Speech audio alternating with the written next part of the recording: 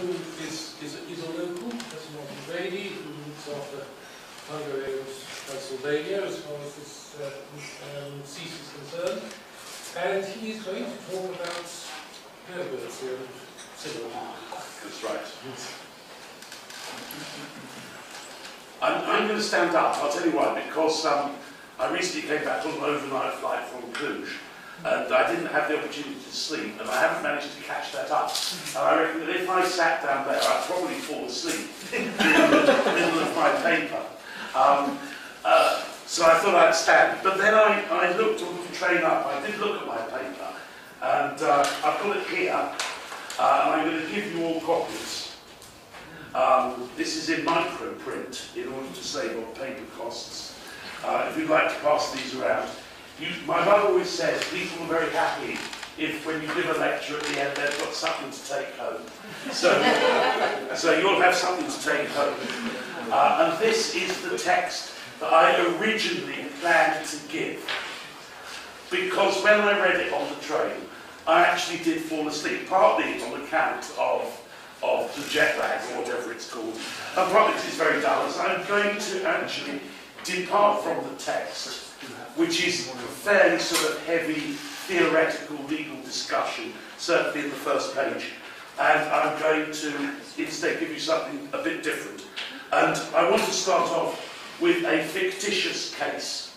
And this fictitious case comes from the writings of A.P. Herbert, from his book Misleading Cases in the Common Law, which is a discussion of completely fictional cases in order to make perhaps a larger point about the condition of the common law in England during the 1920s.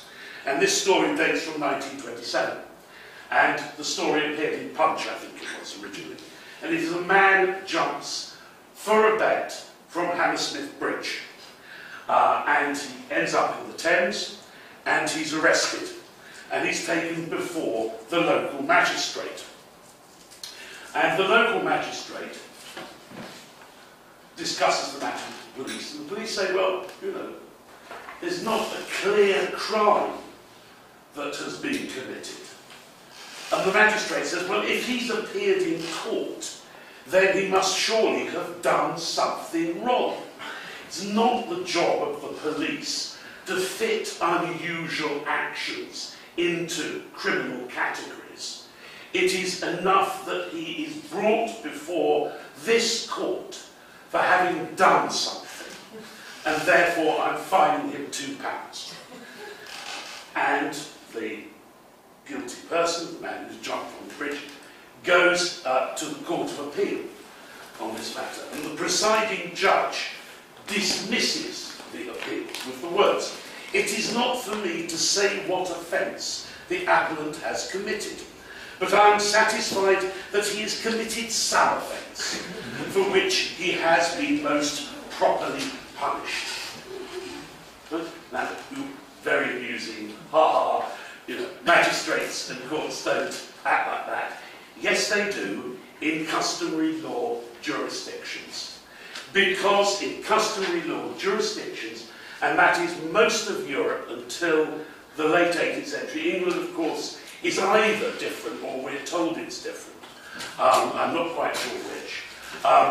But in most of Europe, right through to the 18th century, customary law tends to preside, and customary law is very weak when it comes to the substantive content of the law. It's very good on procedure, very tight on procedural rules, but when it comes to the substance of the law, the courts are labouring under an absence. And I want to give you 3 examples taken from Hungary. The first one is from the 18th century, and it's a matter that comes before a county court. And they're 2 Hungarians, 2 old Hungarians. And they've been drinking. And it's snowing, it's heavy snow. And these 2 Hungarians decide to stagger back from the pub together. And one makes it home. And when he's got home, he realises his friend isn't there. Good? No, never mind. Goes to bed. His friend has fallen asleep in the snow and is frozen to death. Good? Very sad. He's taken before the court. What charge? He's taken before the court for neglectfulness. Okay? And the court sentences him to a month in jail. Just for neglectfulness. This crime does not exist in the statute. It's there because you have been neglectful, you have to have a period in jail. Second one, this is a village court from the 1830s. It's a village court and it goes ultimately into the manor court. And it's a young lad, he's in his 20s. And he doesn't go to church. Occasionally he's heard swearing. And at one point, we're told, he raised a fist to his parents. Right? So he's taken before the manor court, and depositions are sought from the village, and he is himself jailed for being bad. That is the criminal offence. Rossosha, badness. He's put into jail, and then the villagers then come to the manor court and say, oh dear, his wife and family, they've got no breadwinner, and we're having to pay for them. Can you release him, please? And the manor court releases him. But nevertheless, he's jailed for badness. And the third one comes, middle of the 18th century, from the courier. This is not a county court. It's not some little village court which gets things wrong. This is the courier. And the courier court regularly faces claims concerning the issue of noble properties. If a nobleman dies without any direct sons or collateral relatives in the male line, he loses, the land goes upon his death. It goes and defaults to the crown. It goes on his sheet to the crown on grounds of defectus. Defectus selinis, absence of kinsman. If he wants to, according to the law, if you like, if he wants to let a female inherit, he needs a privilege from the ruler. He needs a royal privilege allowing descent in the female line. Very regularly, cases come to court before the courier, brought by the royal fiscus, the procurator on behalf of the crown, saying that this noble family is expired in the male line, and therefore the crown should have the estate. The crown should help itself to the property. And what regularly happens is that the court says, no, not on these grounds, because they're women who still exist. They're women who could inherit.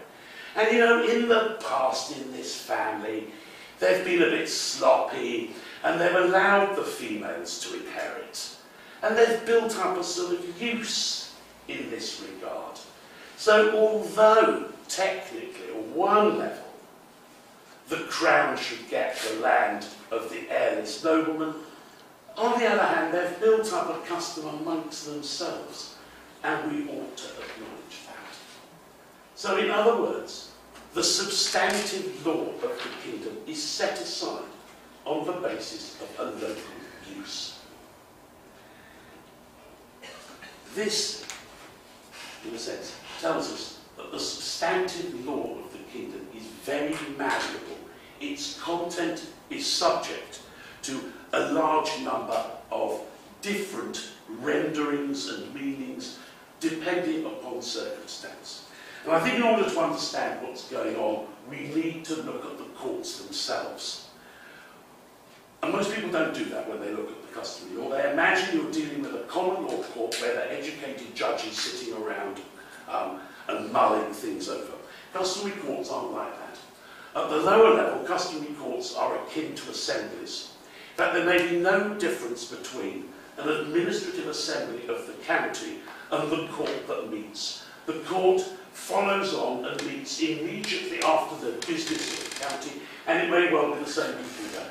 I found assemblies in parts of Transylvania where we're talking about something like 40, 50, 60 people engaged in the work of finding a solution to the cases before them, for judging and making a judicial determination. The people that attend these assemblies are unlearned. They are unlearned men. Even when you have sworn men, jurymen, in the proper sense of the word, people who have been sworn to either find out what's been going on or sworn to come and arrive at a decision amongst themselves, these people, the sworn men, the jurymen, will often be illiterate peasants. They will often be laymen who have got no comprehension of the law. And this applies even to the courier courts. Even the courts that sit in Buda, subsequently in Bratislava, for the Kingdom of Hungary, or for the Principality of Transylvania, that operate in various places, in Cluj in particular, and in Alba Iulia. Even these courts are filled with people that are chosen from different constituencies. So they don't just come from a group of legal practitioners, they also involve clergymen, local noblemen, etc. Local groups are represented.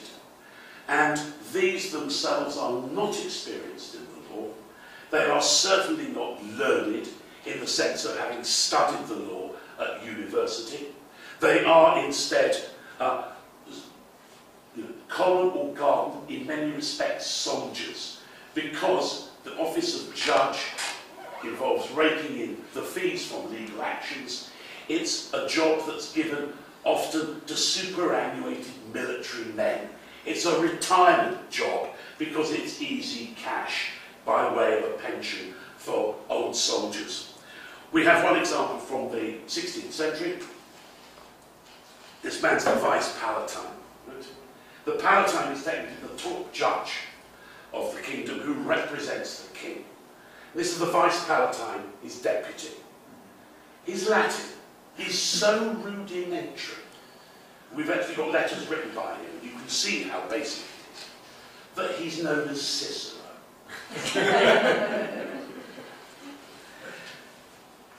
The point I would make is the composition of the courts, their size, their crowdedness, the members of the courts make these very different to common law courts.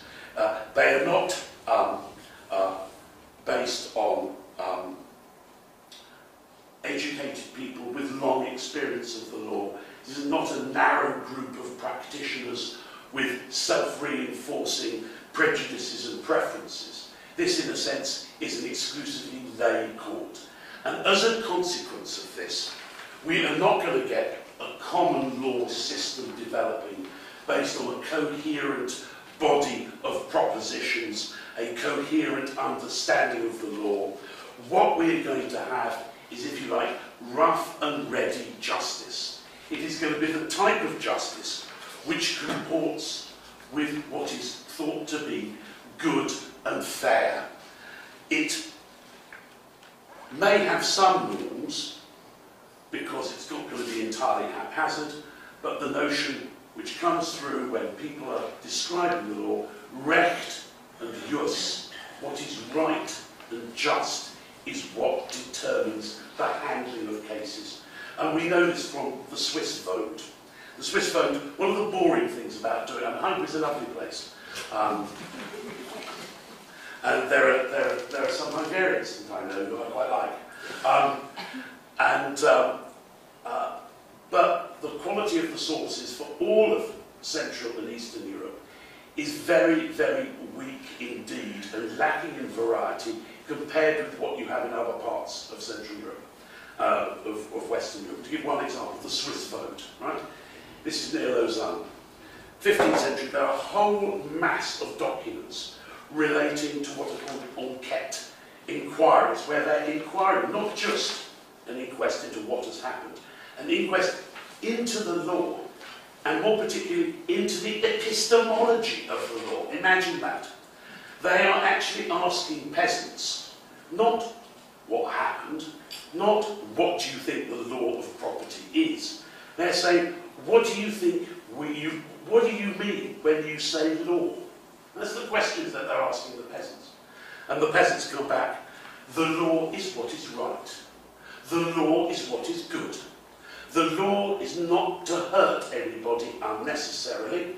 The law, interesting as well, they're actually quoting Cicero, the law is to give every man his due. So in other words, they have common law courts, customary law courts, have a very sort of lay understanding, a sort of, what's his name, a Mr. Farage view of what the law should be.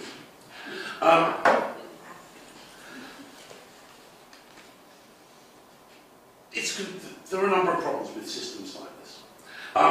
The main problem that occurs is when it starts to confront the learned law. And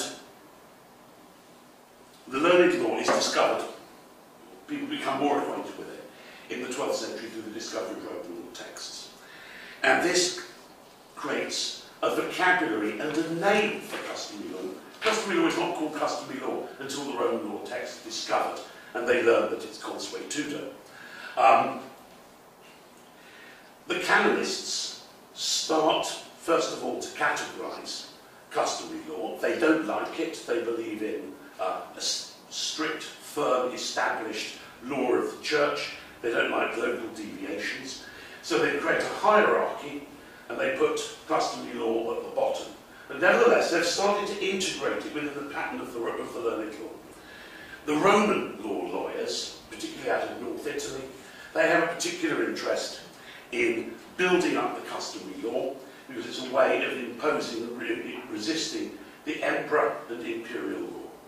And it is in particular out of North Italy that names like Bartolus and Curtius, all of these people, Azo, the great Roman lawyers, they establish a system whereby customary law is the counterpart of written law, that it exists in a dualistic relationship, that the two are equal.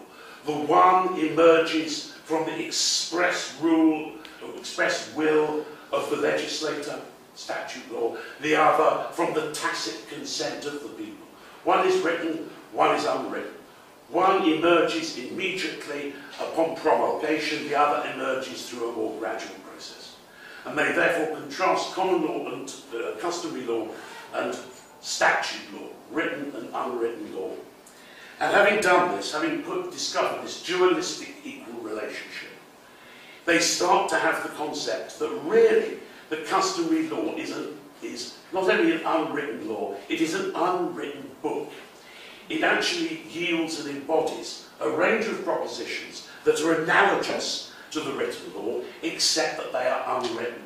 Therefore, it is possible, by the application of the right questions, by interrogating the customary law and employing intelligent people, it is possible to actually reduce the content of the customary law to a written code. And this is what happens from the 13th century onwards in large parts of Western Europe, and it starts to hit Central Europe in the late 15th and early 16th century, and this is where I start my account, after this long introduction, of what happens with Hungarian law, because from the late 15th century onwards, there is a pressure for the Hungarian customary law to be put down in the form of a text. And this is undertaken at the behest of Vladislas II by Stephen Verbertz. And Vladislas II's commission, I'll put it on page 3, we know what I've actually written the text. For as the laws lack the support of the power of writing, he's discussing what happens in the customary law system with litigants. For as the laws themselves lack the support of the power of writing, whatsoever of the law or custom was brought to the fore, they, the litigants, most shamefully confused all the rationality of judgments, either by dragging in a contrary opinion or by asserting that it was otherwise applied and understood by other judges in other cases. Thus it frequently happened that in one case someone previously had won, and in the same or similar circumstance another lost and was defeated. And this commission was put into verse by the humanist Balbi, he writes, justice, this is under a customary law system, what happens in verse? Justice uncertain, the suit in doubt, unheard the plea, though loud the shout, the son robbed o' shame of his father's land, his fortune stolen by another man's hand. In cases the same, the verdict not.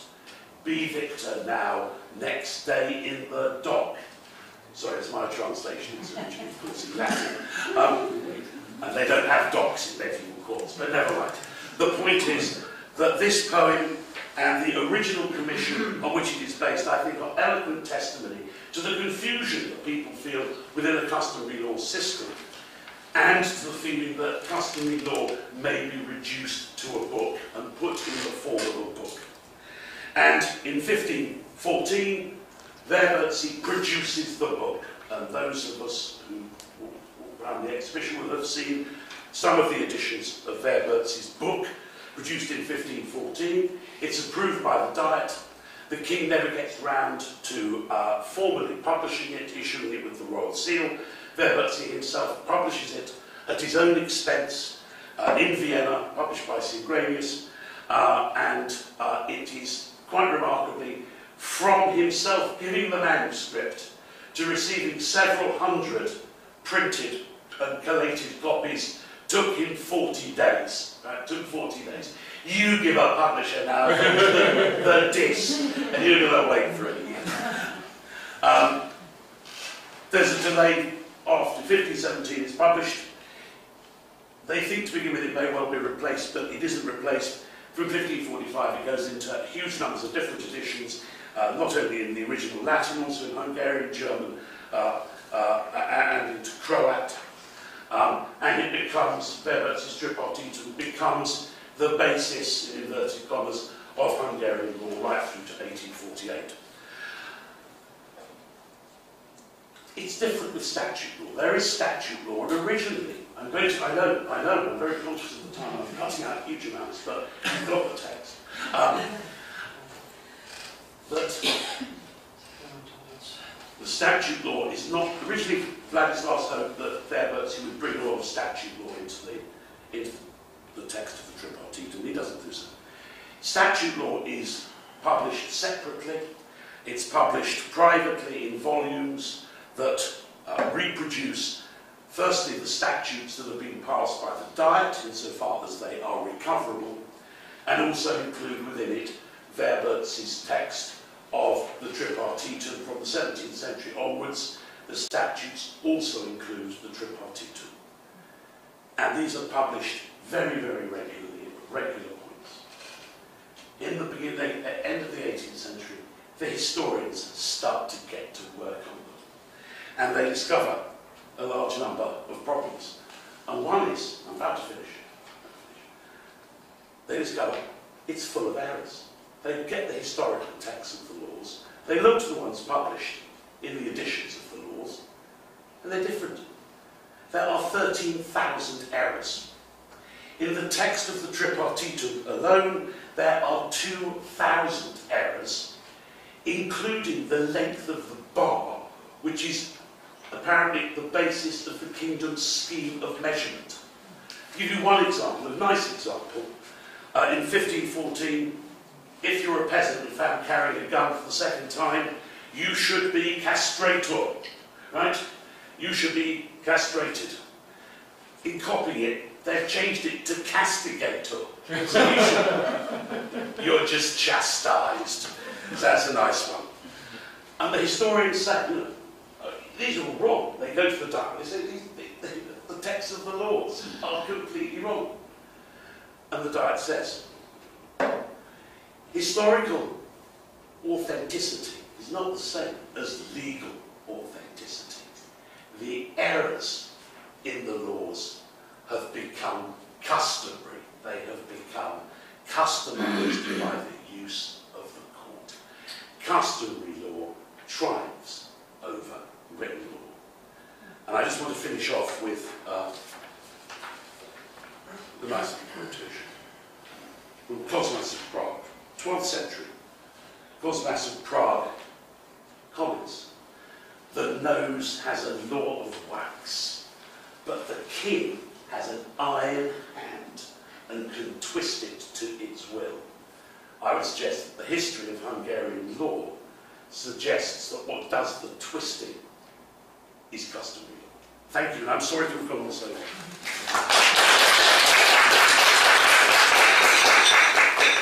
Thank you very much for a most entertaining contribution. We now move on to Professor Alexander Filyushkin, who has come all the way from St. Petersburg. About printed editions as a means of forming European information and communicative space. We shall then have to learn what that means in the 16th century.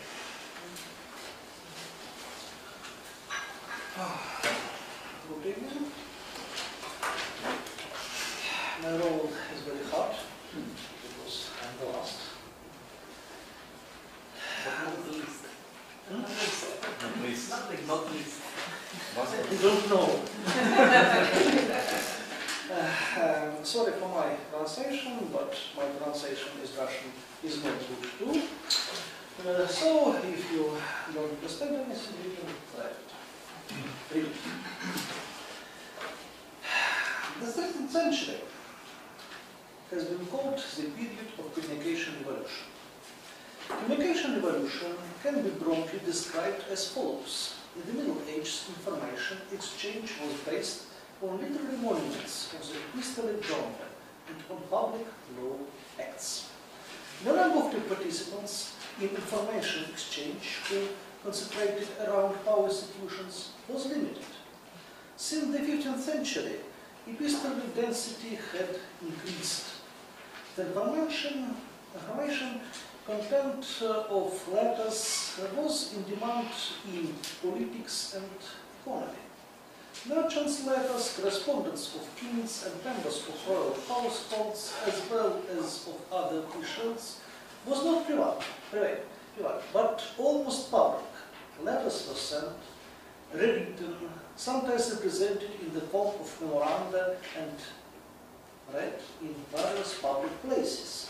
The ultimate expression of the trend was the emergence of handwritten newspapers widely known as avisi and Fugger's activities.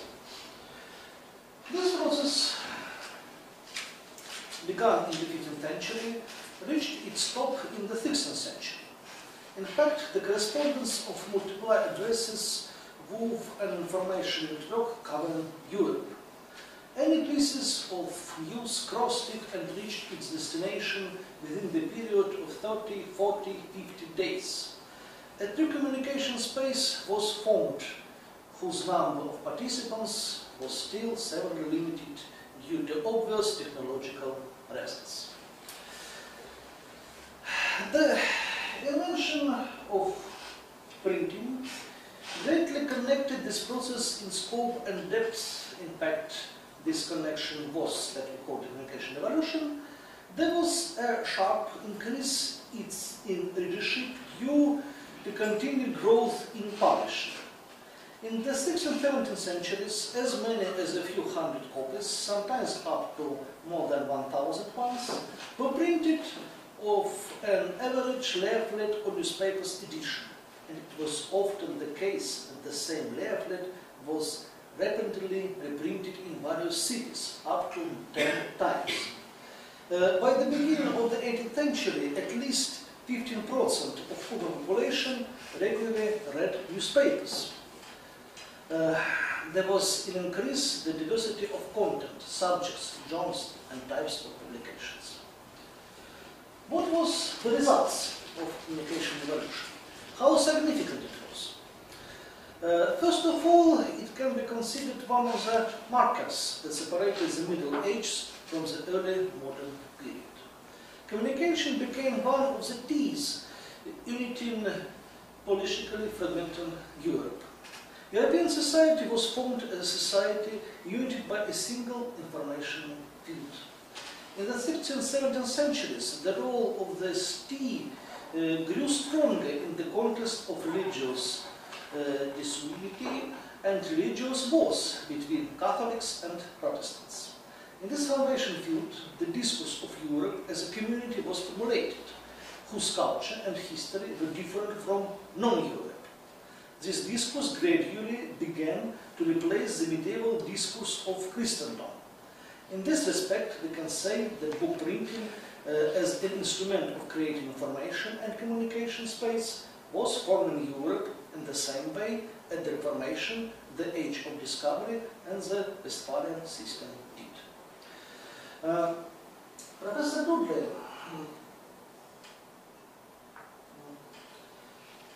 has noted a very important effect of the occurrence of this communication system. It is a concept of contemporaries. Before communication revolution prevailed the so-called historicity of thinking. What countries and peoples mostly knew about each other? They know mythological past, mainly ethnogenic, generic legends. They also had the experience of direct contacts, though wars, traveling merchants, etc. Communication revolution made available the current information about what was happening with their neighbors, thus enhancing the feeling that they shared the large, ever-charging, diverse world with their contemporaries. Thus, at the forefront of shaping the worldview, there came not tales of history, but the tales of the present, though determined by the epoch discourses. People felt co-life with others, which soon became one of the factors of medieval ethno-political communities, conversion into nations of modern people.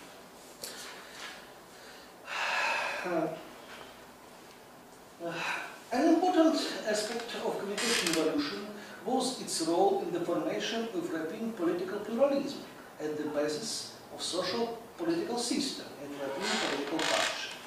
It primarily stemmed from the fact that the basis of communication revolution was formed by private correspondence of individuals and then private publishing houses' publications, which could not be controlled by the state. Information environment was initially formed as democratic and pluralistic, and the society was a demand for such an environment. Thus, it can be stated that communication revolution laid its big foundation stone in the building of Western democracy. Another aspect for consideration is the possibility to construct history for propaganda purposes, which was gained due to communication revolution. Surely, historical mythology had been an important part of the historical narrative in the past, but it had never had the opportunity to spread so widely and affect people's mind. The number of readers of handwritten chronicles was limited. Now it became possible to simulate history in the minds of the entire population. In connection with the topic of our conference, devoted to emergence of the printing press in Russia, the question must be raised whether Russian book printing was a part of European communication revolution. And the answer is no. In Russia, there was nothing like the preparatory epistolary stage of communication revolution. Epistolary genre in medieval Russia was rather well developed, but correspondence was not aimed as sharing use. On nearly 1,000 beech bark manuscripts, letters written on beech bark, there was not more than 10 messages were aimed as reporting some political news. There was an exchange of personal messages, economic and legal notes. Beech bark manuscripts were not used for reporting general or historic news. This was apparently due to particular interest of message recipients who inhabited medieval towns of northwest Russia. So they describe crises, taxes, court decisions, each other's personal efforts, but no political news.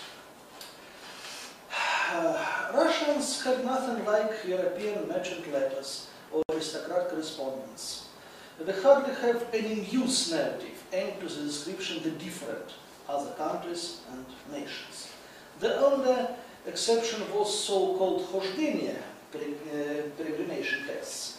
But those were religious ones describing trips to the Holy Land. And in the Russian chronicles, the Journal of Phonographs, which appeared in the bodies of translation of foreign chronicles, was the best example of the different. Yet, until the 17th century, Russian chronicles had a such scheme from the perspective, biblical history, church history, and the related history of Rome and Byzantium, and the history of Russia. As the last bastion of two faiths were of vital importance. The historical conception was obviously pro-orthodox. It was admitted that other countries had their own history, but in terms of historical significance, it was minor and uninteresting. This point of view was so dominating that even when in the end of the 16th century there came a sharp expansion of Russian international contacts, the description of Russian trips to Europe were of a guide type. Somebody traveled for so many days, went to this and those cities, but no more. The description of lifestyle, manners, customs, or history of European people simply was not included in travel notes. Descriptions of manners, customs, history of the neighbors' countries, as well as the political news, were only included in embassy documents. This information was practical nature, like intelligence information. It was almost of demand in the society, except for professional diplomats and politicians. This was evident because of a very small number of 16th century narrative monuments dedicated to the issue. That means readers interested in the issue were not numerous.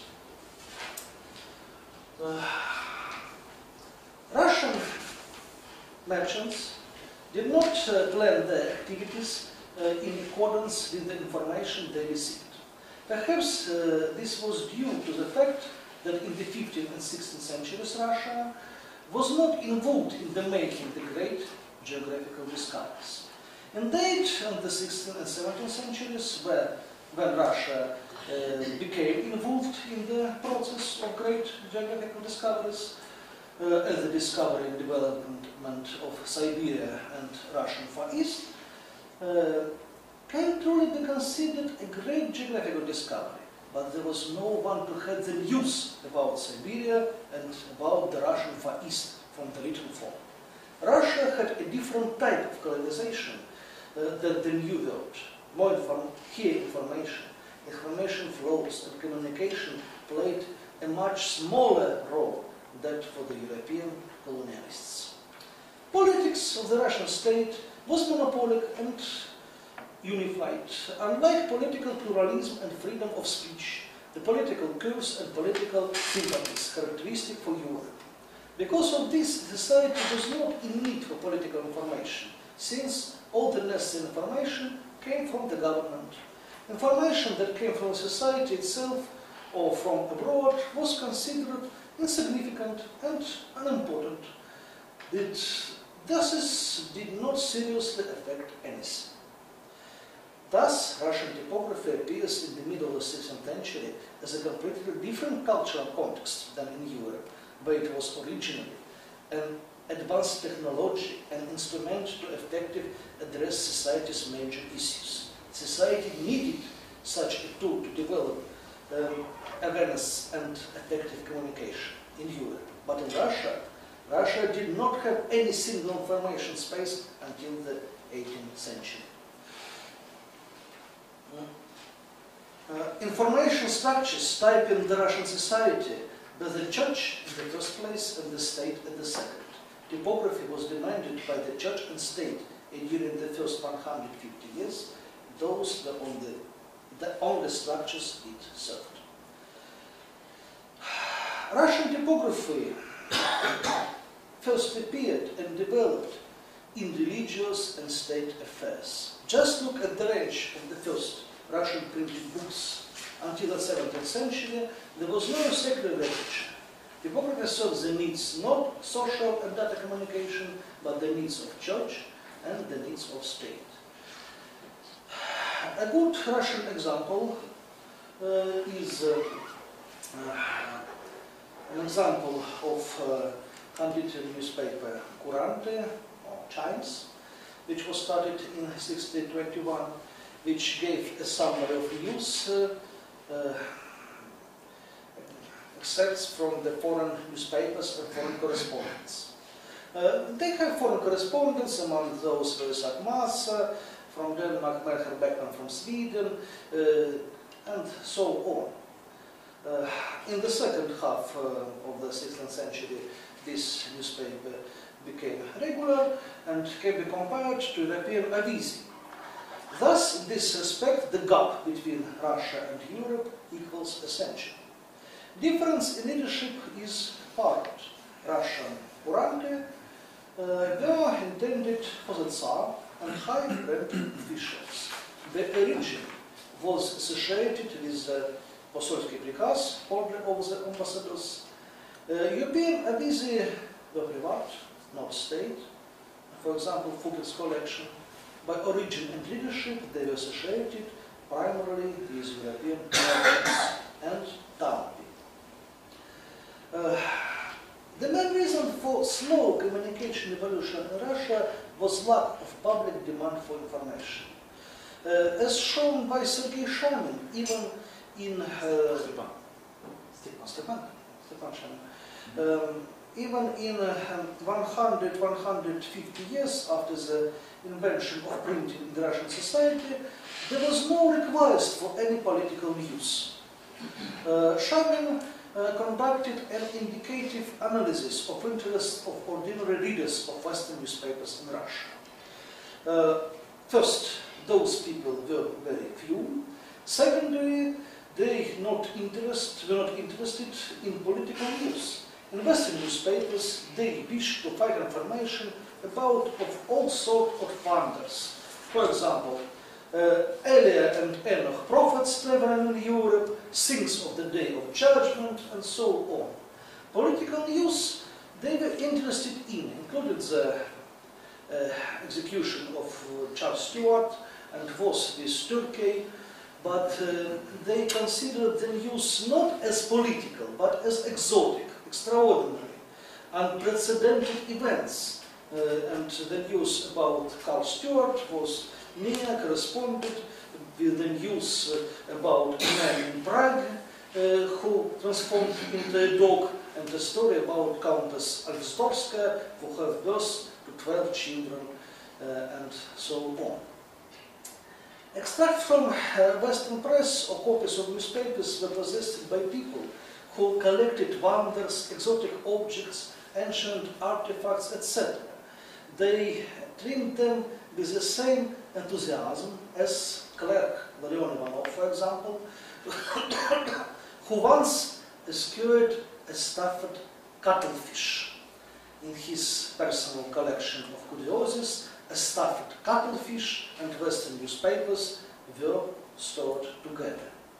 And this collection of curiosities served him badly, as during the period of the 1682 he was killed by Russian warriors because they mistook the cuttlefish for a poisonous snake, which they thought Leon Ivanov was going to use for killing the Tsar.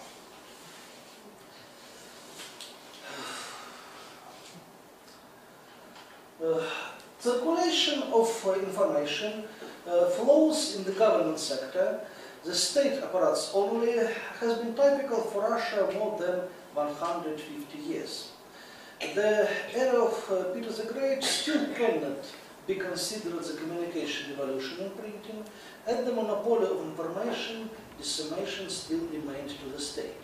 It was only after 1762, when the Russian nobility was liberated, when a social stratum appeared who wanted to be aware of the news, political information, and had some interest in what was happening in the world. That immediately led to the growth of Russian mass media, as well as numerous publications of different genders in the second half of the 18th century, different genres. Communication evolution in Russia should be attributed to the second half of the 18th century, when the printed word became significant, important, and demanded by leaders in mass. Thus we can thus we can see that the analysis of the role of book printing and communication evolution enables us to see various aspects and models of historical development of the European continent. Beautifully told.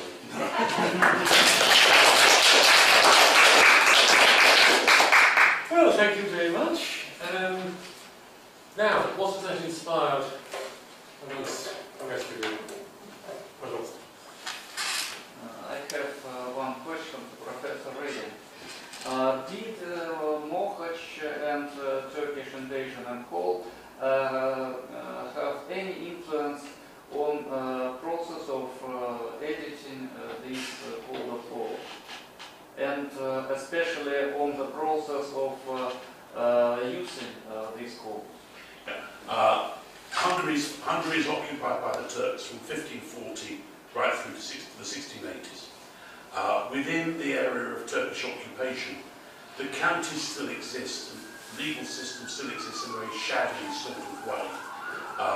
They are using Verbert's text, but they are doing things like appealing cases to the Pasha.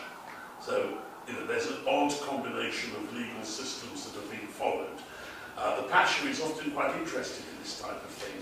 He holds a debate in the 1550s between a Calvinist and a Lutheran and a Catholic, because he thinks that might be, he'd like to learn a little bit more. So the Pasha isn't an uneducated person, but the laws and judgments are passing before him. What happens, which is more interesting, I think, is that as a result of the Turkish invasion, you get a concentration of clergymen, particularly in the area of Turnova and Lodz-Sombot, where they gather together, all these bishops that have lost their dioceses, and they continue to appoint bishops to these absent dioceses where they're Turkish occupied. These come together, and it's the bishops who are behind the publications of the laws. They've got the printing presses, they've got the money, and they are in the position to actually further this work. At the same time, you've got, as a result of the Turkish invasion, you've got the separation of Transylvania from Hungary. Transylvania has very much its own legal system that starts to develop, and the British Library has bought, only in the last few months, the founding text of Transylvanian legal history, which is the, I mentioned it here somewhere, which is the Aprobatide of the 1650s. And this has just been bought, the editio princeps of the Transylvanian legal system. So the Turkish invasion has a number of consequences. Firstly, it doesn't wipe out the legal system entirely in the Turkish area. It results in a concentration of ecclesiastical effort in northern Hungary, what is now Slovakia, and it prompts the emergence of a different type of legal system in Transylvania. Well, Quickly, I think you may have answered just now, the Pasha in Hungary and Transylvania, would he have gone over property rights more in favour of his own people than the local Christians? Oh, well, most certainly, yes. But at the same time, he's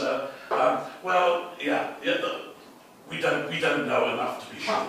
But they're regularly imposing timar holders on the properties, and some nobles are still actually managing to maintain their estates, and it depends on local power brokerage to what extent they can actually manage to survive.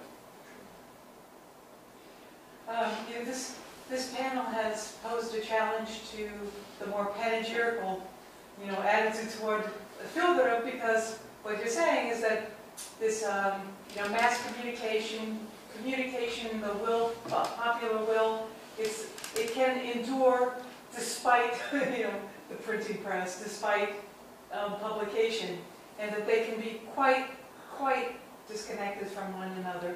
I guess there was one question I had to just refine. This in the 19th century, when there was finally a questioning of what law was being attempted reform of Hungarian law, were people adhering to some then pastiche of some some semblance of the written law plus custom, Yes. or so then what was it that had to be reformed? It was the writing though, right? It was the written part. That still mattered. Well, I mean, the writing changed in the 1830s because instead of using Latin, they start using Hungarian as the official language. So there's that change. What happens is that after 1848, they lose a civil war. They lose the revolution.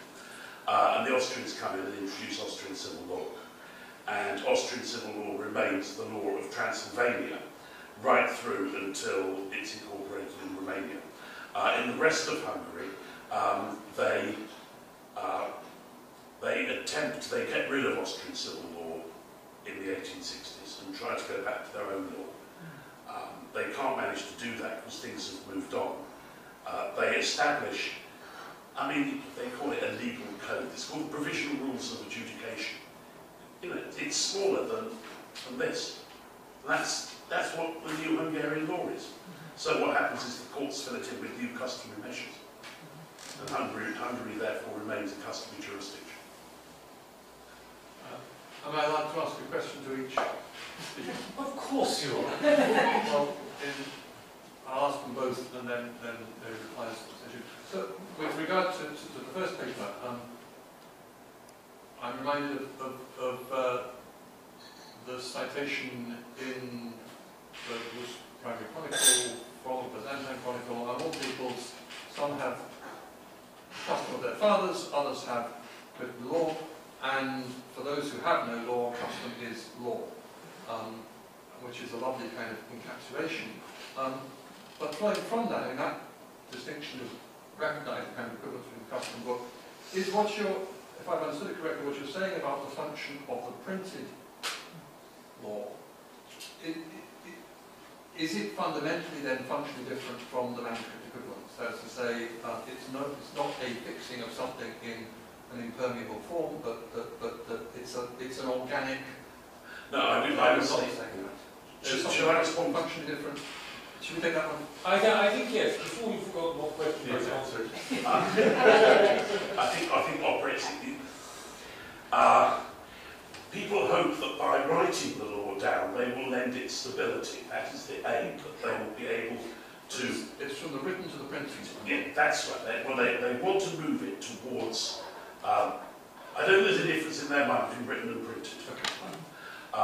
What they're hoping with the customary law is it will move from unwritten to written and it will stabilise. But it doesn't work like that because the courts at best treat what they've got written in front of them as a recommendation. And they will move from it and deviate subsequently from it.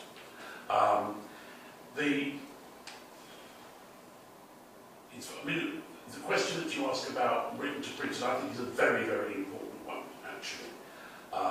Because we've heard a lot about from orality to literacy, and this has become one of the sort of touchstones of historical development in the Central Middle Ages. And I think this idea of from manuscript to printed is particularly important. And we heard about that in the last paper about creating a closer sense of community. It's obviously something that Benedict Anderson and others have looked at. Bear in mind that the printed books get a wide circulation. So do manuscripts in the Middle Ages. The original plan was, with Verbo's 1514, this book, which is quite, it's 100,000 words. One of the reasons that they don't distribute it, seal it and distribute it, is because it's going to take up the work of the Chancellery for months as these scribes write by hand this manuscript and then issue it out to the counties and cities and marketplaces of the kingdom. If they had the capacity, they would have done that. And that's what they do with other laws. They manage to push them out. So although, obviously, printing speeds up and facilitates that process, but he publishes Tripartitum in 40 days, it costs him about 200 florins. It costs him about, 300 sheep. It's not a big deal. So obviously it revolutionises cost of distribution. But I don't think we should exaggerate that because there is distribution happening at a very large scale in the manuscript world itself. And your other question? Well, it was slightly different. You've emphasised the importance of demand. And I want to come back to your final few paragraphs on the second half of the 18th century. And to put it in the form of a statement, it seems to me that the cause and effect of supply and demand is perhaps more complicated. There are other changes in the second half of the 18th century which aren't attributable to change in demand, or which might have stimulated in turn change in demand. Demand needs supply. And I would be coming back to the sorts of things we were discussing earlier. It is perhaps relevant that it is in the second half of the 18th century. First of all, private individuals are able to rent out the institutional printing presses, and then that they're able to fund their own presses. And then you begin to get a proper test of what demand actually might be for printed words, rather than first of all, state that institutionally filtered, and hence artificially filtered demand. It's very difficult to know what demand might have been stimulated by a difference in the supply mechanism. Supply doesn't just respond to demand, it to some extent enables demand. It seems to me that after the liberation of nobles and liberation of merchants and town citizens, there were many forms of publishing activities. We can see many printing houses in provincial towns. There was. There were. I think that this process will be only in the beginning. It was not the top of this process, but the beginning was in the second part of the age. I'm not disputing the chronology, it's the dynamics, it's the... Not chronology? No, I'm not disputing the chronology. I'm saying that there seem to be other things happening in the second half of the 18th century besides legislation about universities. Other things in what field? I come back to the ownership of the means of production. The access of non-institutional individuals to print, being able to produce what people want to produce, rather than simply what the institutions decide people need to have. Maybe. Thank you. Yes, good. It seems that upon me has fallen the pleasant duty of winding up the proceedings. So may I express on behalf of us all my gratitude once again to all who have contributed to making this such a lively and varied one-day conference, quite unlike most conferences we've been to. So well done, everybody. And I dare say there's a little economy still to be done, so I have to go to whoever is going to tell us whether we reach very practical goals. I think it was a remarkable journey. As you hopefully remember, we started with textual analysis, and then through the ownership of what's the means of production. Probably the best pseudo-Marxism context for this phrase I could think of. And we ended up with Hungarian law and drunken peasants dying in the sun. And it's all thanks, first of all, to Ivan Fedorov and people around him and this huge network he created. Also thanks to Katia Rogatchevskaia, who enthusiastically supported this project from the very beginning. I think it would be appropriate again to mention institutions who supported us. It was CEELBAS, SSEES, the European Institutes, and the Center for Early Modern Exchanges. And last but not least, our two tremendously efficient administrators, Rachel Cronshaw and Claire Griffin.